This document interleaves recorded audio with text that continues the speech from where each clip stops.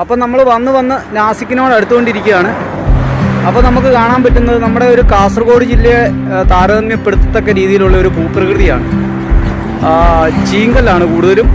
അതുപോലെ തന്നെ അങ്ങ് അകലെ നമുക്ക് തണുപ്പ് കാലത്തെ വരവേറ്റുകൊണ്ട് ചൂട് തുടങ്ങിയതിൻ്റെ ഒരു ലക്ഷണങ്ങൾ കാണാം. മലയുടെ മുകളിലെ പുല്ലുകളെല്ലാം കരിഞ്ഞുണങ്ങിയിട്ടുണ്ട്. അങ്ങ് മുകളിലുള്ള എല്ലാം കരിഞ്ഞുണങ്ങിയ പുൽമേടുകളാണ്. ഇവിടെയും അതുതന്നെയാണ് അവസ്ഥ. താഴോട്ട് നോക്കിക്കഴിഞ്ഞാലും അതുതന്നെയാണ് അവസ്ഥ. ഇത് കണ്ടോ, മുഴുവൻ പുല്ലും കരിഞ്ഞുണങ്ങി. അതുപോലെ തന്നെ കാലി മേയ്ക്കുന്നവരൊക്കെ ധാരാളം അതിൻ്റെ ഇടയിലുണ്ട്.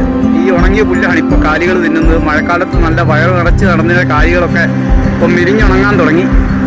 അപ്പോഴത്തെ ഈ ഹൈവേ 3 നമ്മളിങ്ങനെ കയറ്റങ്ങളൊക്കെ തള്ളിക്കയറ്റി പോയിക്കൊണ്ടിരിക്കുകയാണ്.